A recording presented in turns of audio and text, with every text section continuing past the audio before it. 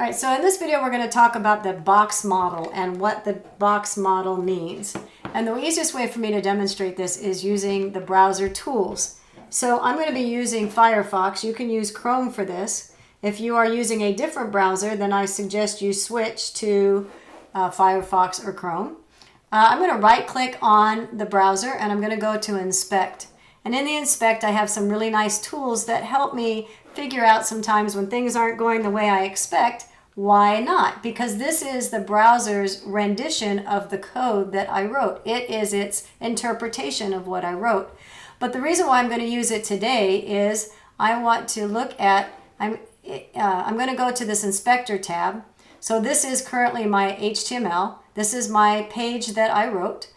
This div right here is something the browser tool added on my behalf. So that's nothing I want to deal with in this video. But I did write the rest of this, and the rest of this is showing me that I have an HTML, I have a head tag, I have a body tag, and an H1 tag. And again, ignore this piece right here. All right, so what I want to share with you is I'm going to highlight over, for example, the body tag. Can you see the tag? I'm on the body tag. And if you look at the element that I'm highlighting, the body, you can see coloring. You see a blue and you see a yellow. I'm going to do this for the H1 tag. You can also use this little icon I'm going to click on that icon and hover over an element. I'm going to hover over, in this case, the H1. And if I click on it, then you'll see the H1 is highlighted here. So you select a particular element that you want to get more information on. And when I click on the H1 element and I hover over H1, I can see again that blue and yellow shading. What does that refer to? Well, here's my CSS for that particular element. I think we've talked about that in another video. You'll notice that it says this is a display block. So this is a block element. All block elements are box models. What does that mean? Well, here we go. Let me go into this layout tab and demonstrate what the box model is. Box model is when we use things like margin, border, padding, and then our content. So how does that relate to what we're talking about? Well, first of all, I want to bring your attention to the shading.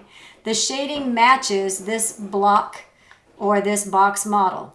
So for my H1, I have a yellow shading. I also have a blue shading, which matches. So it looks like I have some margins because margin matches the yellow. And I also have some content because content matches the blue.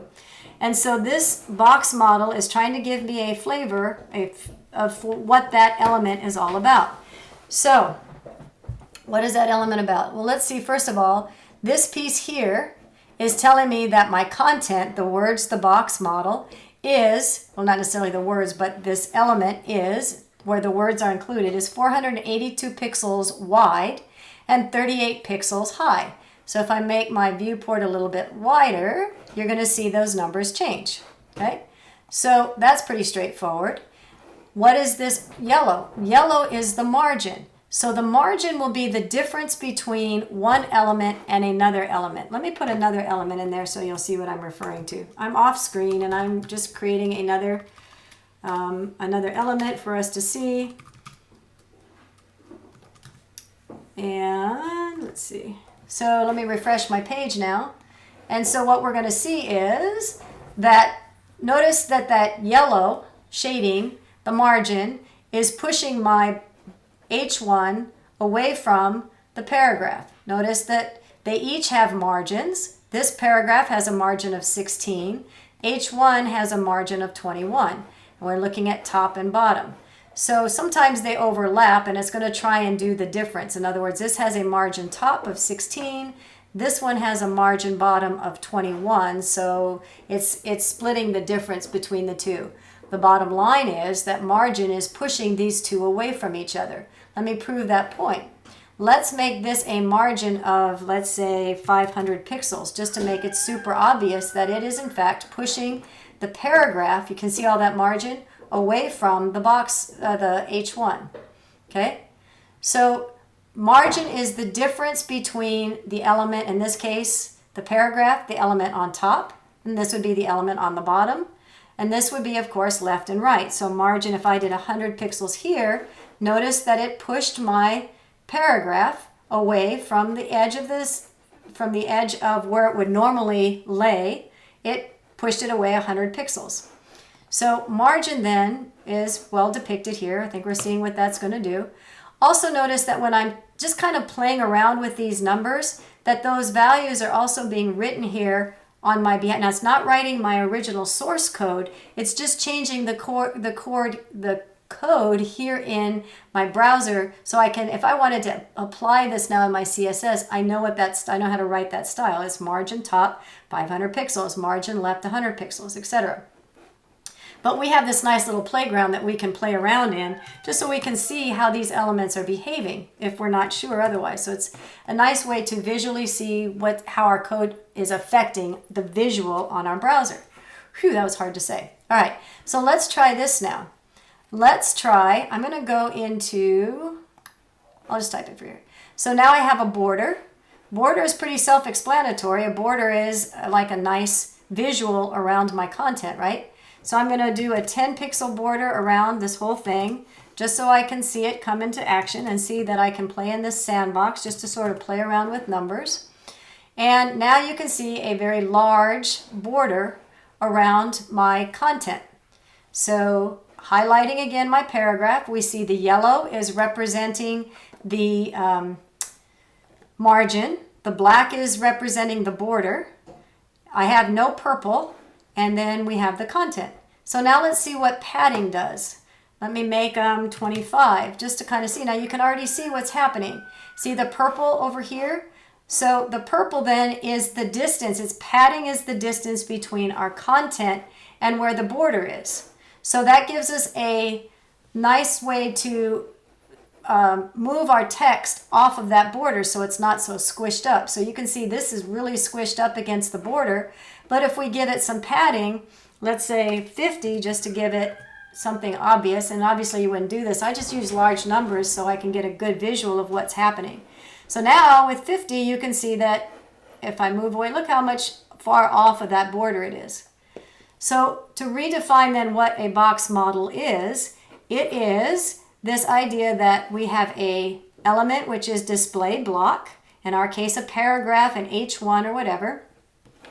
And each of those elements therefore has content, padding, which is the difference between our content and a border, where a border would normally go, let's say. What if I don't have a border? It would be where that border normally goes. So now you can see that we don't have a border. I still have a lot of padding. So if I took away my margin top, okay, so those things all come and play together. So I'm going to address one more piece of this before I go off of the video, and let's just verify something. I'm going to click on, notice that, let's see, when I click on the paragraph tag, and I can't do both at the same time, but what I want you to see is either on the H1 tag or on the paragraph tag, and I'm going to click on both, there's a white margin, there's a white space in between my element and the edge of this page. So see the H1, there's white on this left-hand side. And notice the dotted lines. So the dotted lines represent where my H1 starts. It kind of highlights where that, what do I have highlighted? What do I have highlighted? I have the H1 highlighted.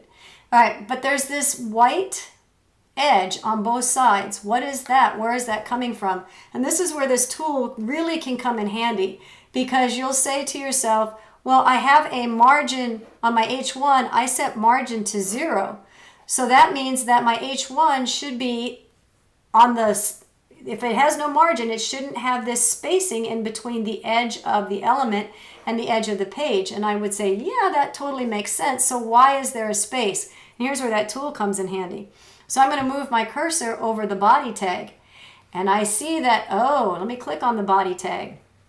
It looks like the body tag comes with some browser defaults, and those browser defaults are saying that this margin comes with a default of 8 pixels all the way around. Notice that over here?